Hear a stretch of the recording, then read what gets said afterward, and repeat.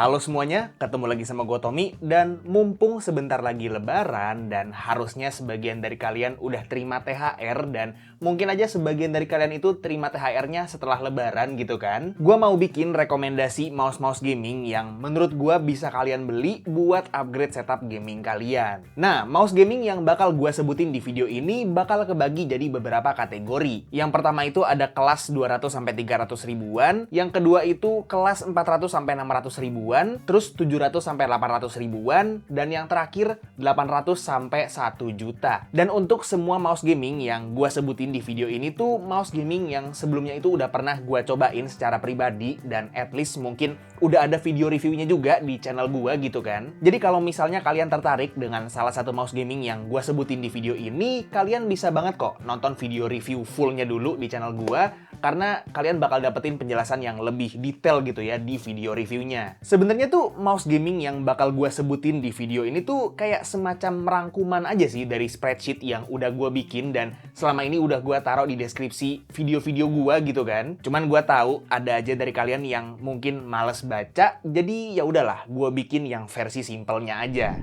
Langsung aja kita masuk ke kategori pertama, yaitu kategori budget 200-300 ribuan. Nah, sekarang tuh enaknya di kategori budget segini, kita yang pertama udah dapet mouse yang speknya itu nggak pas-pasan, jadi dalam artian bisa dipakai buat main game FPS kompetitif, bahkan di level yang lumayan tinggi sekalipun. Dan yang kedua, pilihan shape-nya tuh udah banyak banget cuy. Mostly sekarang udah pakai sensor PAW3311, which is sensor yang menurut gue pribadi udah cukup banget buat main game FPS kompetitif dengan tracking yang konsisten. Jadi ketika mouse-mouse di harga 200-300 ribuan ini semuanya udah pakai sensor PAW3311, berarti yang bikin satu mouse stand out dari mouse yang lainnya itu pastinya di aspek yang lain dong. Not exactly, karena sekalian aja gue mau langsung rekomendasiin mouse pertama yang ada di kategori budget ini, yaitu Vortex Series Ignix Series. Jadi Ignix F1, F3, F5, F7, dan yang paling baru R1. Semuanya harganya 300 ribuan kecil aja, secara spek juga sama persis, bener-bener cuma beda di shape dan dimensi doang coy. Dan yang bikin Vortex Series Ignix ini stand out dari mouse-mouse 200-300 ribuan lainnya itu ada di sensornya yang memang dia itu masih pakai PAW3311, tapi PAW3311 yang dipakai itu versi upgrade yang secara spek di atas kertas udah setara sama PAW3335 atau PAW3395 SE. Yang kalau dibandingin side by side sama sensor flagship tahun 2021, which is PMW3370, itu nggak jauh beda cuy. Jadi zaman sekarang dengan harga 300 ribuan aja kalian udah bisa dapetin mouse gaming wireless yang secara spek itu udah setara nih sama mouse gaming flagship di tahun 2021 kemarin. Gokil juga sih kalau dipikir-pikir. Nah, tapi kan itu kalau kalian nyarinya itu pure performance, pure spek aja gitu. Kalau misalnya kalian casual gamer aja, sebenarnya gue bisa ngerekomendasiin mouse yang lain nih. Dan mungkin mouse ini juga bisa jadi aksesoris baru nih di setup kalian. Karena apa?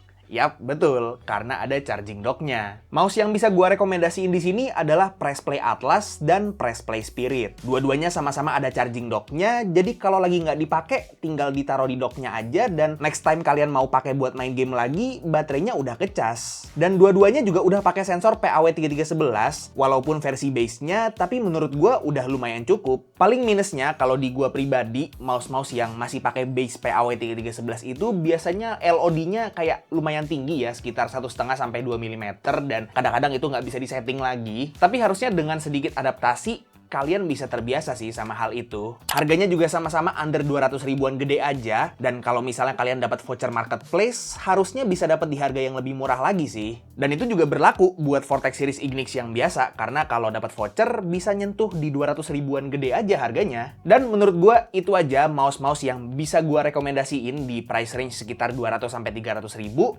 Sekarang kita masuk ke kelas yang selanjutnya, which is price range 400-600 ribuan. Oke, jadi untuk kategori yang ini ada beberapa catatan dan standar baru ya. Yang pertama, Mouse yang udah masuk ke price range ini wajib hukumnya punya sensor minimal PAW3395. Jadi kalau misalnya ada nih mouse di harga 400 ribuan ke atas yang sensornya itu masih di bawah PAW3395, gue bilang buang aja sih, karena itu ibaratnya kayak limbah doang. Nah, buat ngefilter mouse-mouse di price range ini yang sensornya udah pakai PAW3395 semua, kita harus udah mulai ngelihat aspek-aspek lain yang sifatnya itu bisa dibilang complementary. Kayak misalnya aksesoris yang lengkap, terus mungkin build quality yang udah mantep, dan mungkin aja bisa lihat di coatingnya yang udah keset gitu, yang udah grippy, jadi udah nggak perlu pakai grip tape lagi sebenarnya. Dan mouse pertama yang bisa gue rekomendasiin di kategori ini tidak lain tidak bukan adalah Vortex Series Ignix Pro Series. Jadi Ignix F1 Pro, F3 Pro, F5 Pro, F7 Pro, dan R1 Pro. Konsepnya sama kayak Ignix yang versi budget, ada 5 shape berbeda dari satu seri mouse yang speknya sama semua, tapi karena ini versi Pro, jadi secara spek juga udah upgrade. Dari mulai sensornya, sekarang udah pakai PAW3395 Pro, coatingnya udah grippy, switch-nya udah pakai switch yang 100 juta klik, dan pastinya aksesorisnya lengkap banget. Nah, kalau misalnya dari 5 shape dari seri Vortex Series Ignix Pro ini nggak ada yang cocok sama kalian, sebenarnya gue ada lagi nih, rekomendasi beberapa mouse gaming di price range harga segini. Yang pertama itu ada Phantek Tanto yang biasa, dia harganya sekitar 600 ribuan dan udah dapet charging dock, sensor PAW3395, dan build quality-nya udah mantep ya. Dan sebenarnya kalau kalian masih bisa dapat nih stoknya di marketplace dan udah sempat gue cek masih ada ya beberapa, itu ada 2 mouse lagi dari Phantek ya. Yang pertama itu ada Phantek Helios 2 yang biasa, yang 1K, dan yang satu lagi itu Phantek Aria 2 yang biasa juga, yang 1K. Dua-duanya itu bisa gue bilang lebih superior dibanding Vortex Series Ignix Pro secara build quality dan coating, dan sama-sama punya opsi warna yang lebih menarik.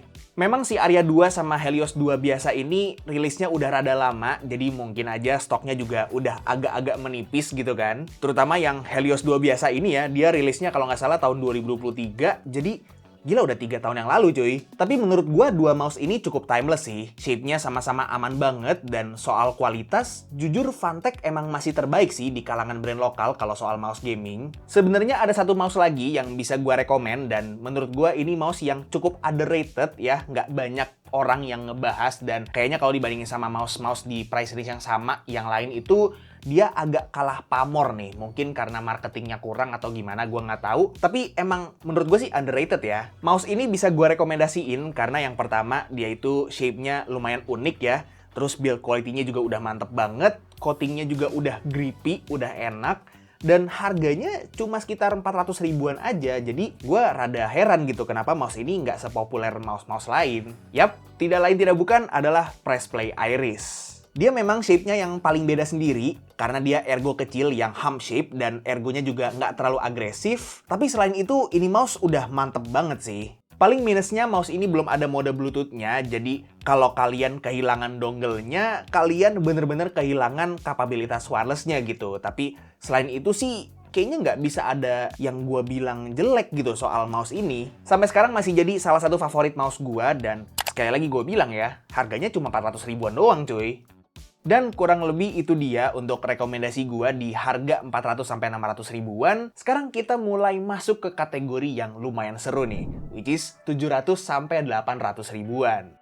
Nah, untuk kategori harga 700-800 ribuan ini, sebenarnya udah mulai harus ada standar baru lagi. Yaitu, untuk mouse di price range segini, biasanya udah bisa masuk ke polling rate yang lebih tinggi. Jadi misalnya 2K, 4K, atau bahkan bisa 8K juga. Nah, masalahnya setelah gue lihat-lihat spreadsheet gue lagi, tadinya tuh gue mau masukin yang Vortex Series Ignix Extreme ke kategori ini. Karena waktu pertama kali dia rilis, dia itu harganya cuma 800 ribuan kecil aja. Tapi sekarang nggak tahu kenapa naik harga jadi 900 ribuan, jadi sayangnya nggak jadi masuk ke kategori ini ya. Jadi untuk kategori ini, gue cuma bisa ngerekomendasiin satu mouse aja, which is Pressplay Spirit Pro. Pressplay Spirit Pro ini kalau gue lihat sekarang di market jadi salah satu mouse gaming paling worth it sih. Karena dengan budget 800 ribuan kecil, kalian udah dapat mouse yang sensornya PAW3950, polling rate 8000 Hz, dan ada charging dock-nya juga. Udah gitu coatingnya juga udah grippy, build quality lumayan oke. Paling satu-satunya hal yang bisa dibilang kurang di mouse ini tuh cuma MCU dia yang masih belum pakai Nordic aja. Sisanya sebenarnya udah mantep banget, mengingat harganya juga cuma 800 ribuan aja, which is sekali lagi salah satu mouse PAW 3950 8K termurah yang bisa kalian temuin di market sekarang. Jadi gua rasa ini mouse yang bisa banget sih jadi entry barrier kalian buat yang mau nyobain mouse gaming yang dalam tanda kutip rata kanan speknya, tapi budgetnya tuh masih mepet di 800 ribuan kecil aja. Dan kalau misalnya kalian bisa dapat voucher marketplace, harusnya bisa nyentuh 700 ribuan juga. Dan paling itu aja untuk kategori 700 sampai 800 ribuan.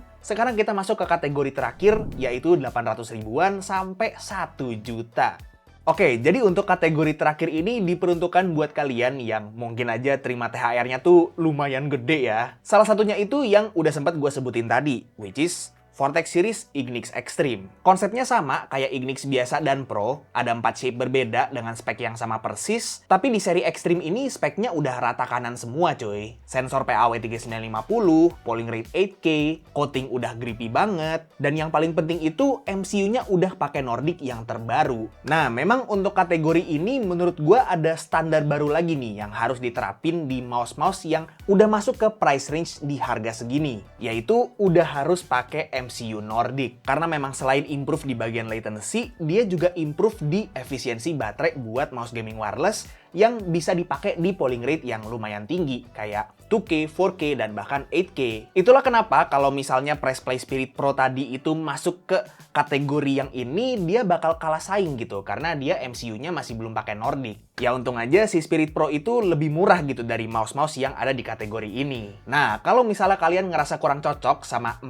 shape yang udah ditawarin sama Vortex Series Ignix Extreme, atau mungkin kalian ngerasa kurang cocok sama warnanya yang memang dia cuma ada satu opsi warna aja gitu kan, gue bisa ngerekomendasiin Phantek Helios 2 Pro S ya, yang versi 8K wired dan 4K wireless, dan Phantek Aria 2 Pro. Sama konsepnya sama Ignix Extreme, Helios 2 Pro S sama Aria 2 Pro-nya Phantek speknya udah rata kanan minus sensor yang masih PAW 3395, tapi kualitasnya udah lebih terjamin sih. Memang harganya sedikit lebih mahal, di atas 1 juta dikit, jadi kalian harus tunggu ada voucher marketplace dulu supaya bisa turun ke under 1 juta. Tapi ya, seperti yang udah gue bilang tadi, shape-nya aman banget, coating udah grippy, build quality mantep, dan pastinya awet ya. Gue pribadi juga masih ngoleksi 2 mouse ini dan sampai sekarang tuh masih awet banget. Nah, sebenarnya ada satu mouse lagi di kategori ini yang mungkin aja secara spek itu nggak serata kanan mouse-mouse yang udah gue sebutin tadi, tapi dia itu punya fitur yang lumayan unik. Dan mouse itu adalah Rexus Daxa R5. Sensor PAW 3950, polling rate 4K,